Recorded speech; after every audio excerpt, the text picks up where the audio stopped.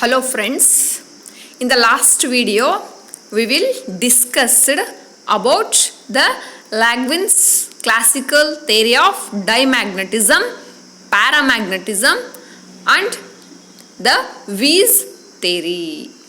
In the chapter magnetic properties of material, we will discuss a small concept, that is hysteresis. See here, we have to observe a figure A and B, and we have to consider an unmagnetized ferromagnetic bar. The unmagnetized ferromagnetic bar is kept in a solenoid and that is subjected to a ferromagnetic bar is subjected to a gradually increasing magnetic field H.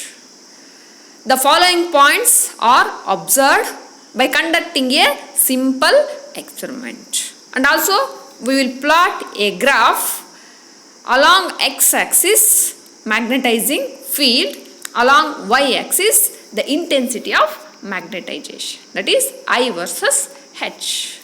See here, from the figure B, when the magnetizing field is 0, initially when the magnetizing field is 0, that is H equal to 0, the intensity of magnetization is also 0, I is equal to 0. When H is equal to 0, I is equal to 0. Slowly the value of H is increased.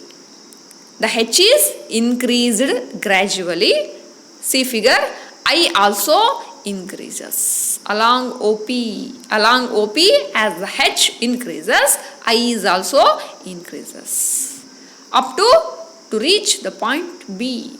The point P indicates the specimen gets saturated when the magnetizing field is maximum. HM, the magnetizing field is maximum, then the specimen gets saturated. Now the value of H is decreases. After reaching the saturation or maximum field, the value of H is decreased. When the value of H is decreased, the value of I also decreases. But it is not along PO. It is along PQ. Along OP increases, but along PQ, as the H decreases, the I is also decreases. Okay, and it will reach us the point Q. Observe here, at point Q, the H is completely 0, H equal to 0. But I has some value, that is OQ. OQ is the some value of I, but H is completely 0. See here, the intensity of magnetization OQ when the magnetizing field is 0. When the magnetizing field is 0, then also we will get some value of intensity of magnetization.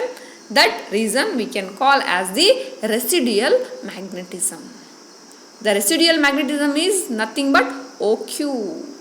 The intensity of magnetization OQ when the magnetizing field is 0. See here, OQ, along OQ H is 0, but I is having some value, that is OQ. Okay, that is called as that reason we will call as the residual magnetism. See friends, at point Q, if the direction of H is reversed, at point Q, the direction of H is reversed and increased. In the reverse direction, the direction of H is increased.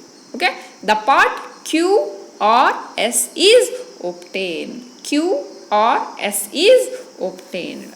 Now the residual magnetism vanishes. Along Q or S, the residual magnetism vanishes for the negative magnetizing field OR.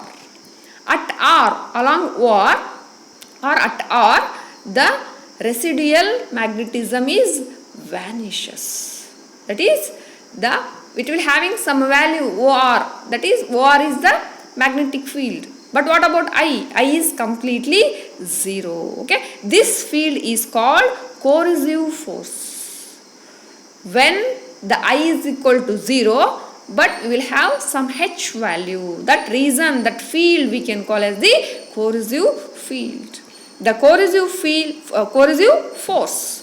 The corrosive force of a material is the magnitude of the reverse or negative magnetizing field required to demagnetize the specimen completely.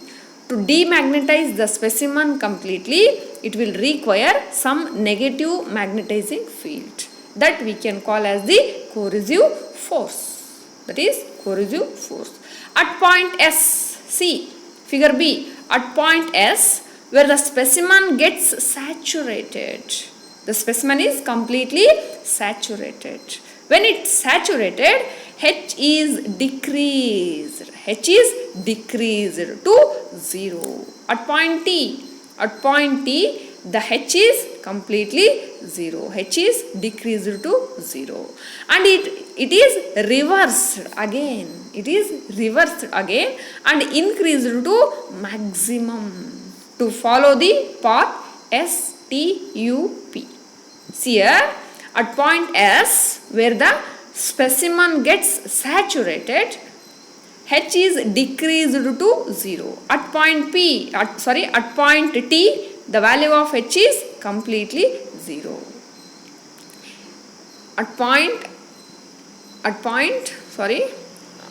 H is decreased to 0 at T.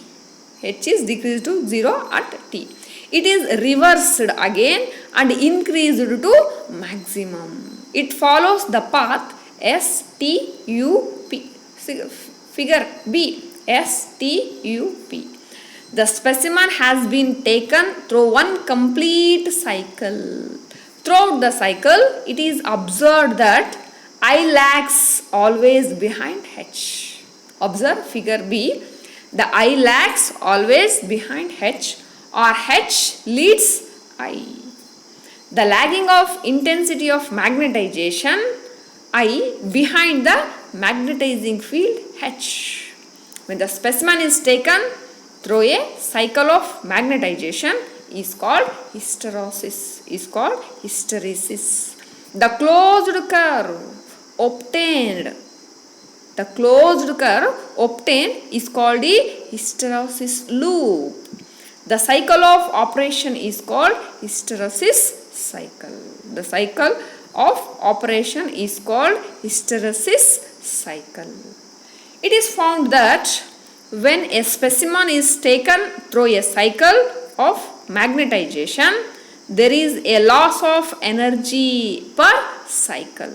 There is a loss of energy per cycle, and the loss of energy per cycle is given by area within the hysteresis. What is the energy loss per cycle is given within the area, that is hysteresis loop.